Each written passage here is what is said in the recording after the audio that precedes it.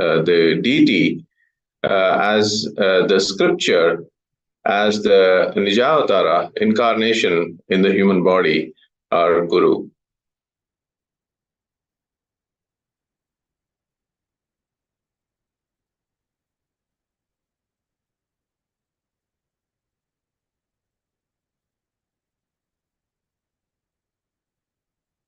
So whenever Hindu Dharma, Hinduism, and Hindu civilizations are under threat of destruction, Paramashiva, the primordial Hindu divinity, has assumed the body again and again in the form of enlightened masters known as incarnations or avatars to protect and revive it. So the Supreme Pontiff of Hinduism, Jagadguru Mahasannidhanam, His Divine Holiness, Bhagavan Sri Nithyananda Paramashivam, is this millennia's incarnation of Paramashiva.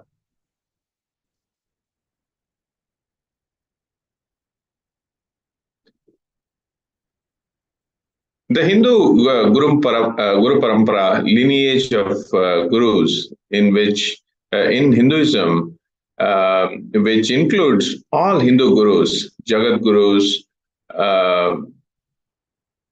a guru of the Sampradaya or the sect of Hinduism, Jagat Guru Mahasannidhanams, Acharya Mahamandaleshwars, etc., from two Hindu ecclesiastical structures.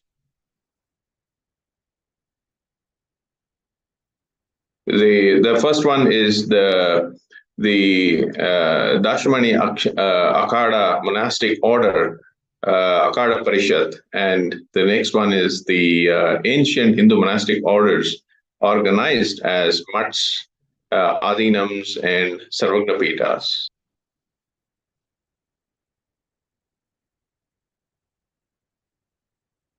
Each Hindu sampradayas retains its authenticity and diversity synergetically on the common substratum of respect for all life, exploring and expressing one's ultimate potential and divinity. Each Hindu sampradaya as a unique civilizational entity pursues the common goal of all practicing indigenous Hindus, that is moksha, meaning liberation or enlightenment.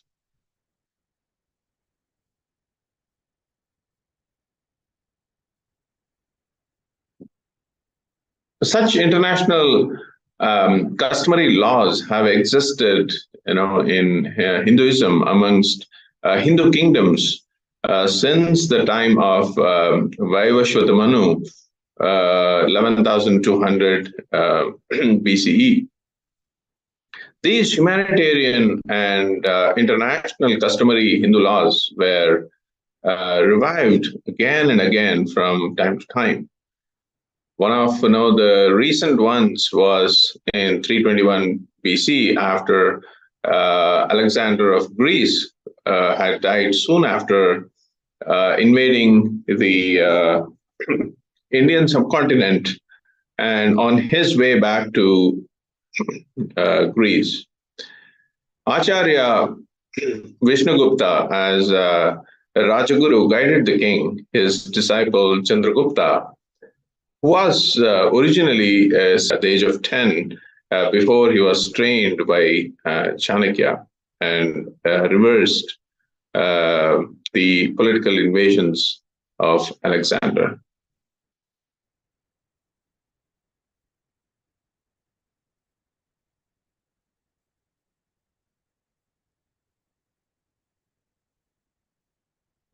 The Akhadas are the apex bodies of Hinduism. These bodies constitute a loosely knit federal structure that has existed for thousands of years and was revived by Adi Shankara to give stability to Hinduism. There were 13 Akhadas, in the Akhada Parishad, And the akhadas were formed by the Dashnami sannyasis. In the modern day, if you see, the role of akhadas is to provide religious, spiritual, and humanitarian services, and mainly to organize the largest congregation in the world, the Kumbh Mela, as we've all seen, many of us have experienced. So, just as how in the modern day the role of sovereign military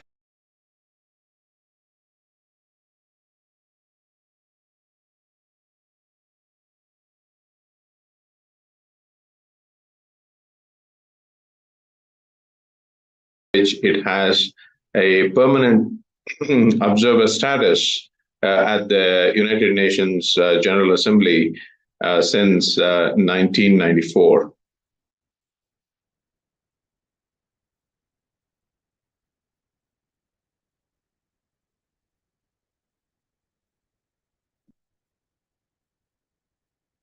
This one, Acharya Mahamandaleshwars are the greatest teachers, senior most religious kings of the spiritual sovereign order of Akhadas. The Acharya Mahamandaleshwars is the supreme guru of the entire order. The office of the Acharya Mahamandaleshwar is the permanent and irrevocable.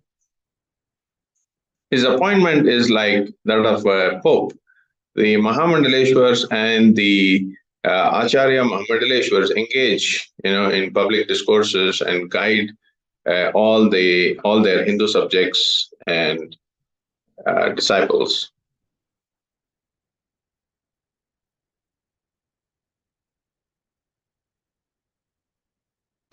So on 12th February 2013, the SPH Bhagavan Sri Nithyananda Paramashivam was appointed as a successor Acharya Mahamandaleshwar of Mahanirvani Akad.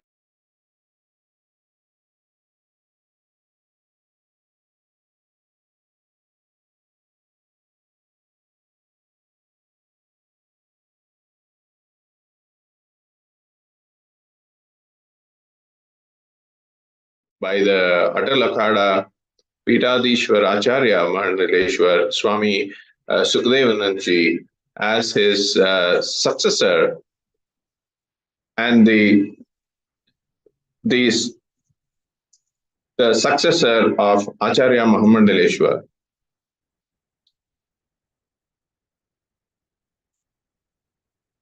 Thereafter, on 11th, 12th, 13th, on January 2015, head of more than 1,000 Hindu samsthanas, ruling seats, kingdoms, sampradayas, and temples congregated in the Kailasa Parama Paragata Adipita, Sarvagnapita, Dhyanapita, Mutt, Bengaluru, South India, from all over the world to perform a grand fire ritual, the Atirudra Mahayaga, and to declare his divine holiness as Bhagavan, an incarnation of Paramashiva.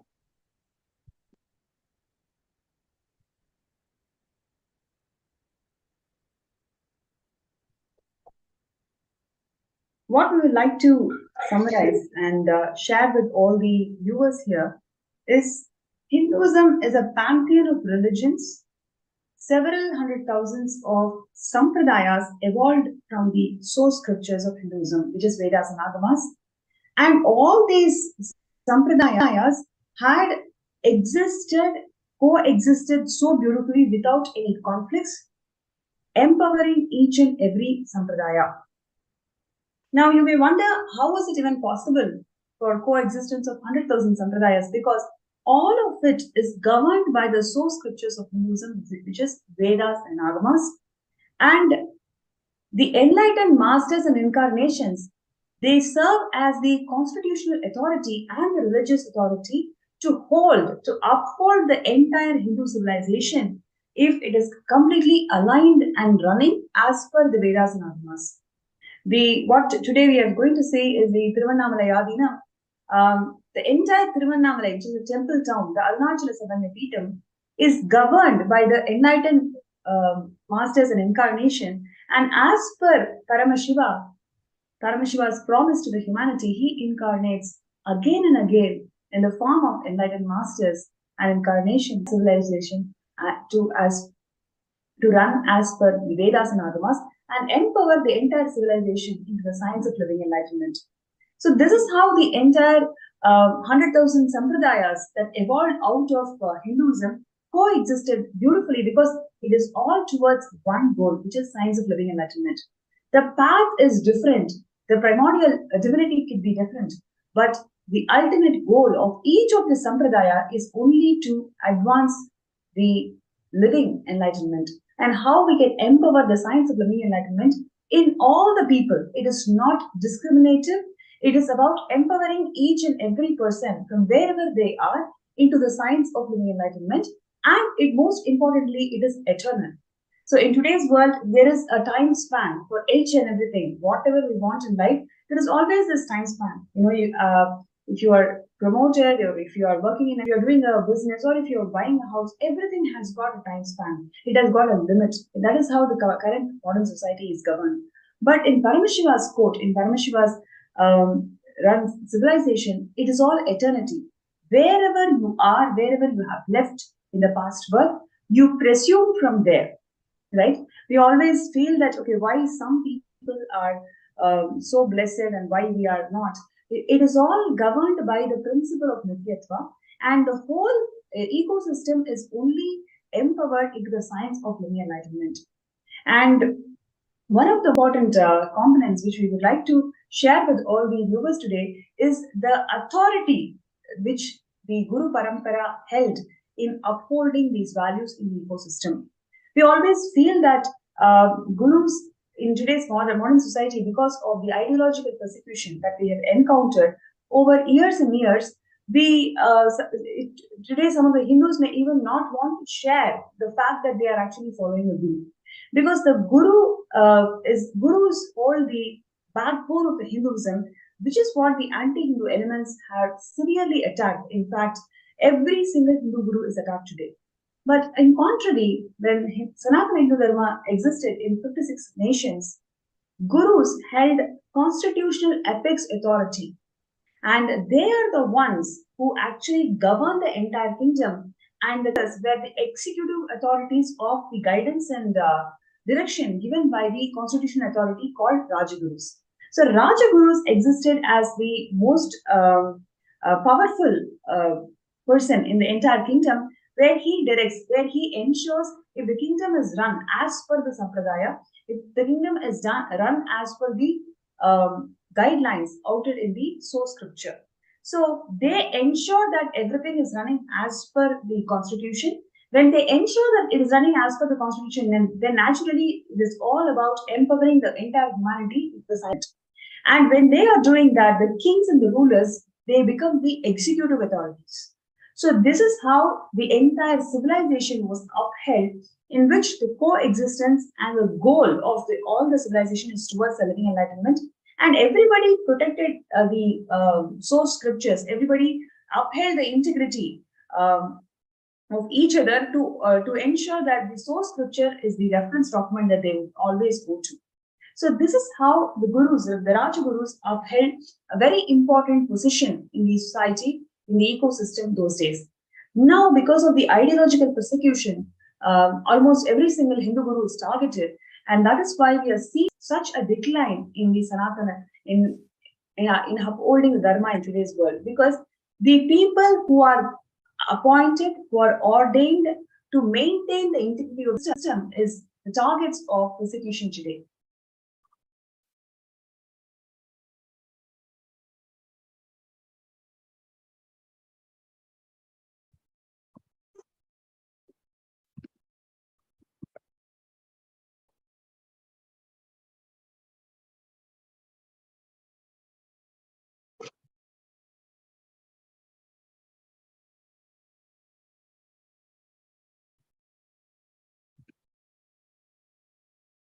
And today, Swamiji is the Guru Mahasannidhanam of 21 Hindu kingdoms.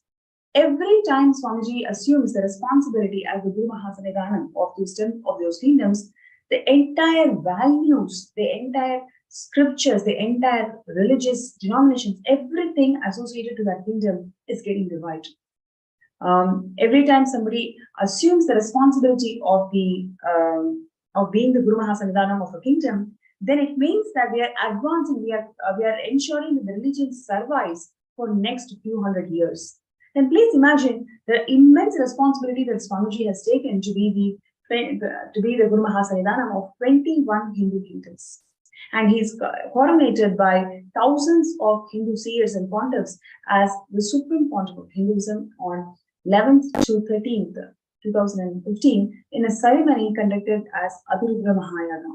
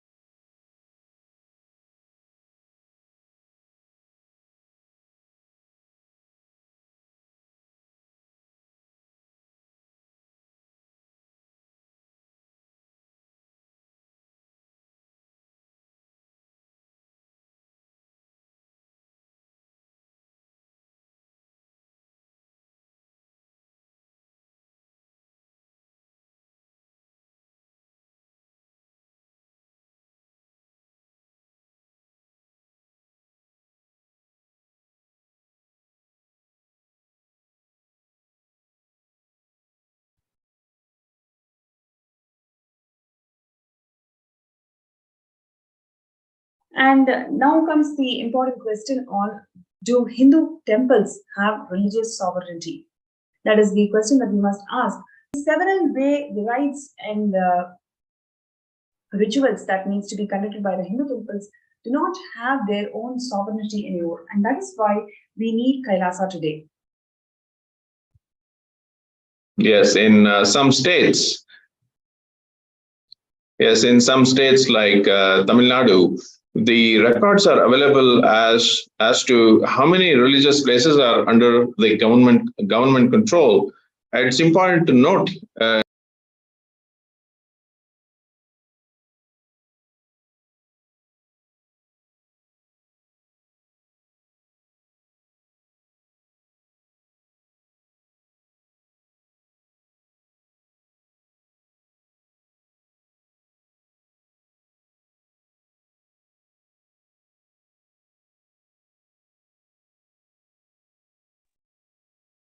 Yes, sorry for the audio glitch.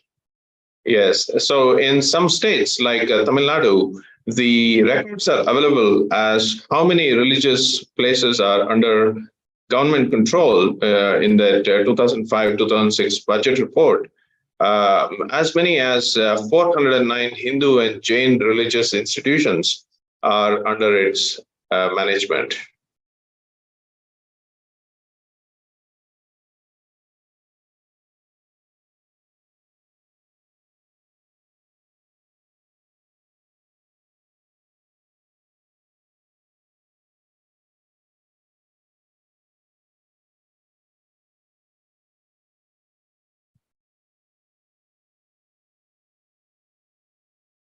Yes, example, Andhra Pradesh Endowment Department has 33,000 religious and charitable establishments under its management. There are similarly a large number of temples under the government management, in several states.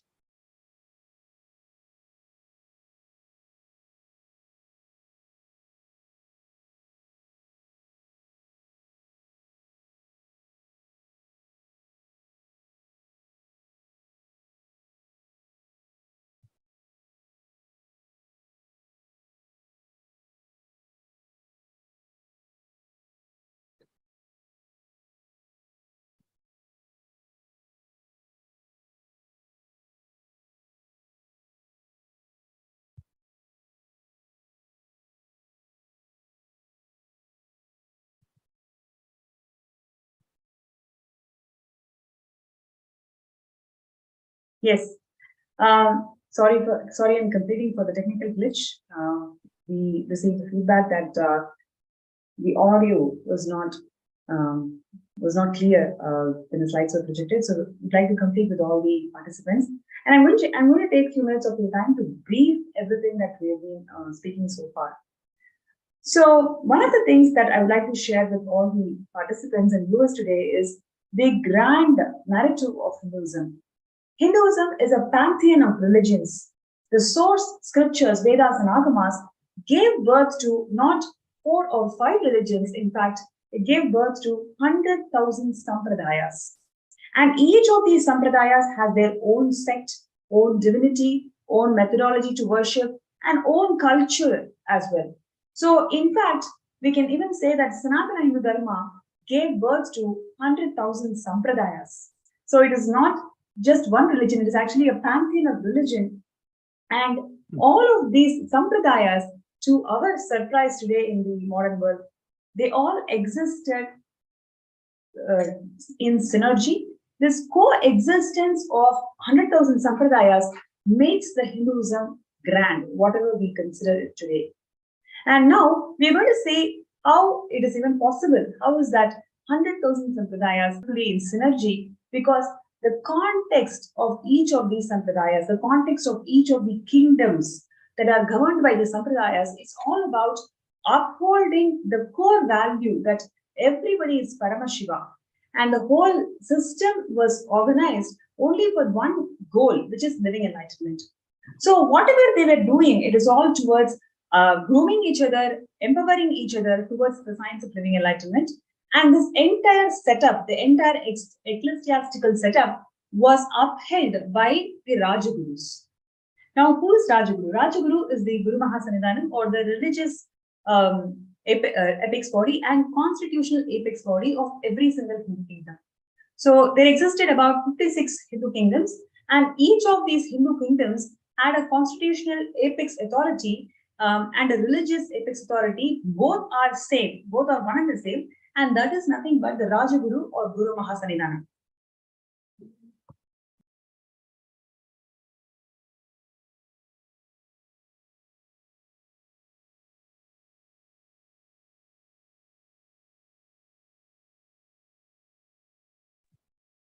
So the constitutional authority and the religious authority of these Hindu kingdoms were one and the same, which is Guru Mahasannidhanam. And these Guru Mahasannidhanams upheld the entire kingdom and ensured that the kingdom is running as per the governing principles laid out of the constitution. Here, the constitution is nothing but our source scriptures. So they ensure, okay, whether the people are fed as per the agamas, they ensure whether farmers are given money as per the agamas, whether the governance in the kingdom is happening as per the agamas. So every single thing that was happening in the Hindu kingdom was all towards ensuring if it is all running as per agamas, as per the constitutions. So this entire mechanism was upheld by the Rajagurus. And that is why the Hindu kingdoms existed so successfully in those days. And in fact, the rulers were actually the executive authorities of the Rajagurus. So what our understanding today could be like, okay,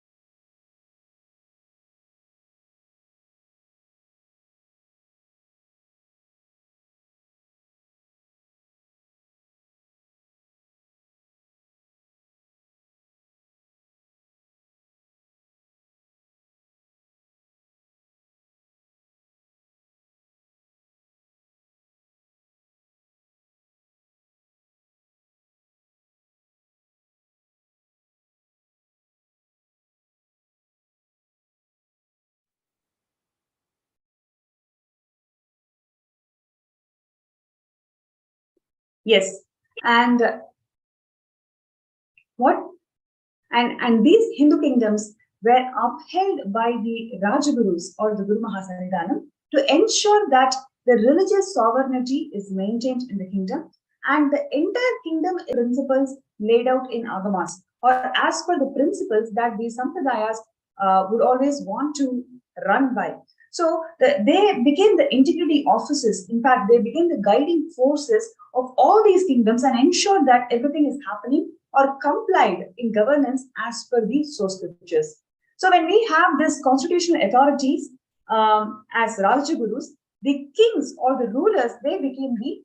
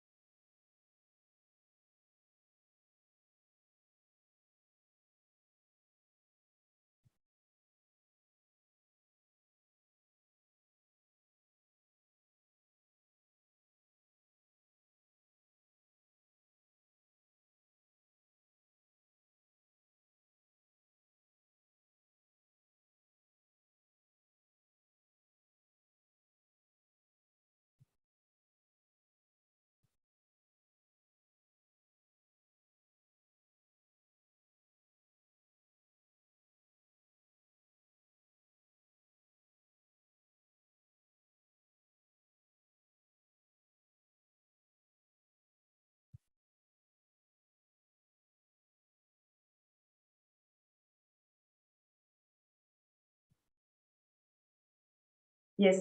And today, all of us are going to be receiving the darshan of the Supreme Pontiff of Hinduism, Bhagavan Nithyananda Paramashivam, in the temple town of Tiruvannamalai, in the Arunachala Sarvanya. And to keep the promise that is given to humanity, Arunachala incarnates again and again in the form of enlightened masters and incarnation. And Swamiji is the 1008th incarnation of Paramashiva. And he's grazing this entire ecosystem. He's reviving this entire ecosystem to its original glory. And today in our Adinam Kailasa Tiruvannamalai, Annadan is happening. When I say Annadan, it is not a normal, regular food services. It is actually the way through which the living enlightenment can be imparted through food. Every single aspect that Hinduism and the Hindu ecosystems upheld, whether it is free food, whether it is Goshala, whether it is free education, whatever services that the Hindu ecosystems upheld in those times when the kingdoms were there, everything is towards the living enlightenment. So these humanitarian services were used as a tool to impart knowledge, to impart the science of living enlightenment to masses. So this is how the entire community, the entire kingdom was all focused towards the upliftment. And here the upliftment is making sure the people are living the science of living enlightenment. And this entire mission, the ecclesiastical structure of these Hindu kingdoms was maintained by the Rajagurus. And these Rajagurus, or the Guru Mahasannidhanams, they ensure that the kingdom is running as per the Vedas and Agamas and as per the Sampradayas that the Hindu kingdom are meant to run by.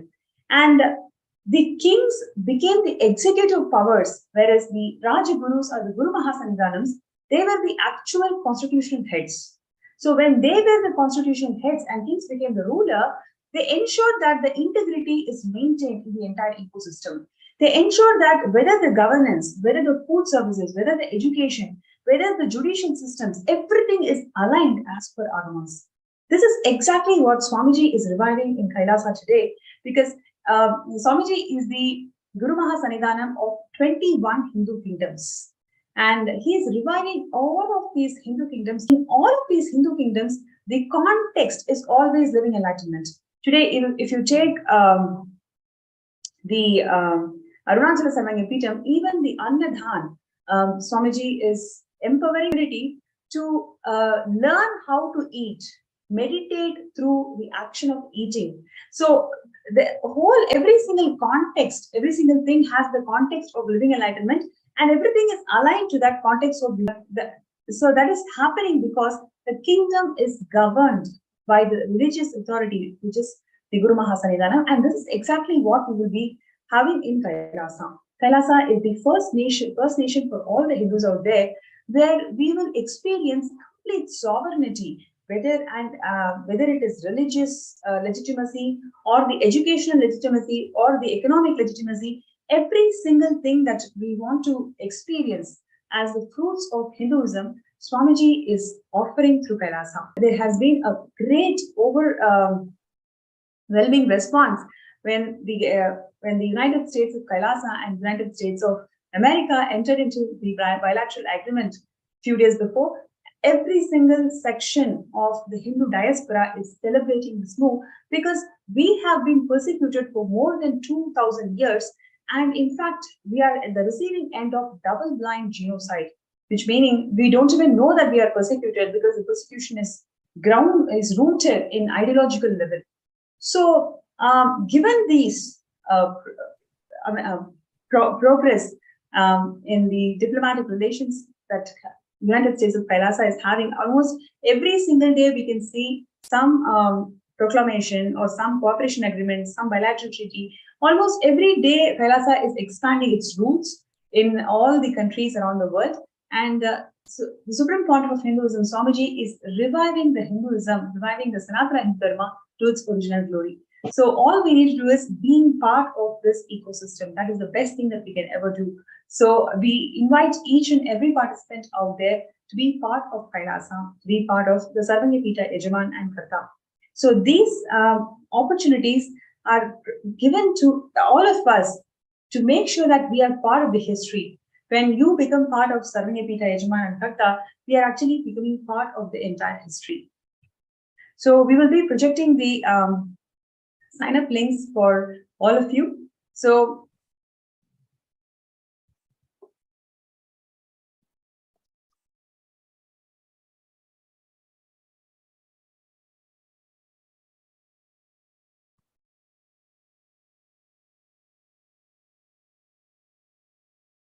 So everybody who's out there listening to this presentation, listening to this truths about how the Hindu kingdoms existed and how exactly Swamiji is reviving Kailasa around the world and all these Hindu kingdoms to its glory. And if you feel that this is a very important cause where all of us can be part of it, please do join the club. And all you need to do is register yourself in sksjp.org and register yourself as a Sarvanyapita Yajaman. And when you start your journey as a Sarvanyapita Yajaman, let's say you're going to contribute about $21,000 towards this cause, then you will also be able to attend the Paramashivam Season 2 program that is starting from Shivaratri.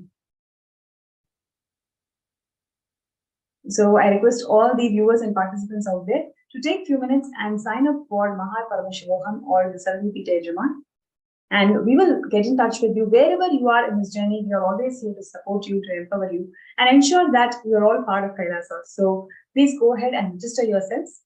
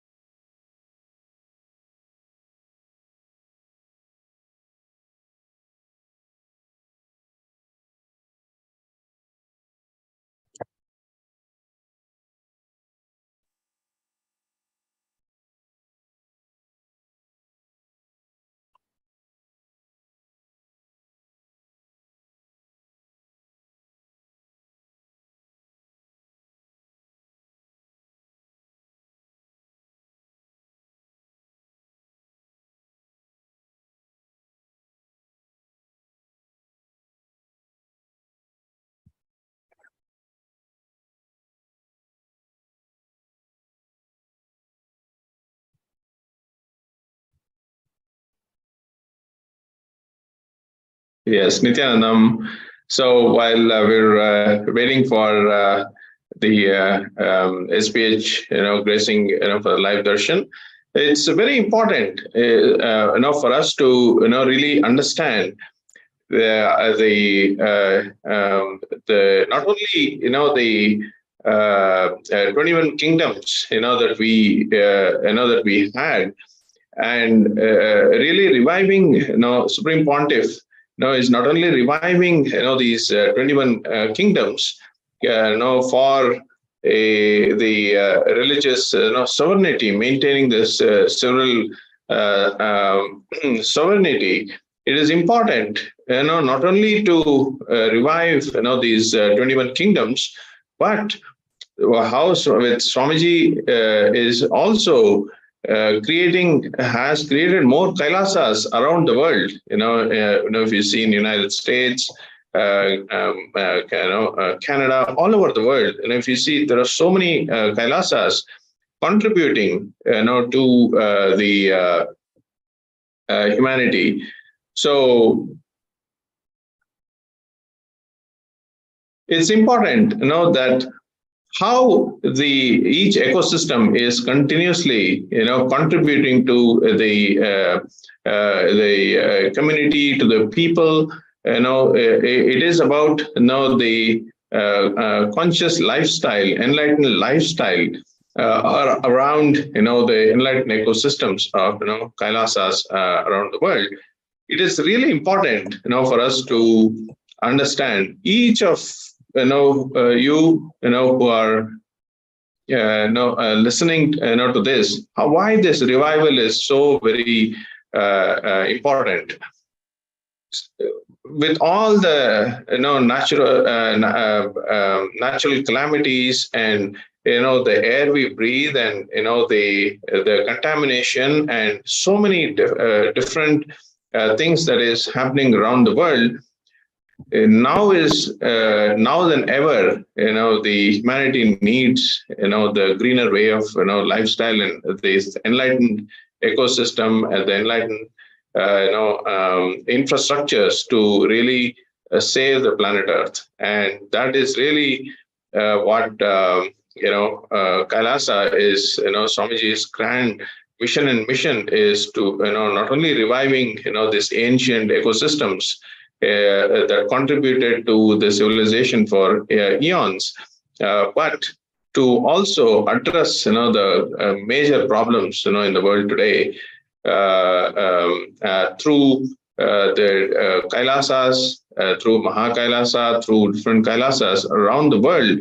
So we are able to, really, through our humanitarian, global humanitarian initiatives, we are able to contribute to the humanity in a very big way, to bring changes, to the planet Earth. So all of you who are, really passionate, about, Swamiji's vision and mission, and now is the time for all of you to take that, decision to why you have a very strong reason, to jump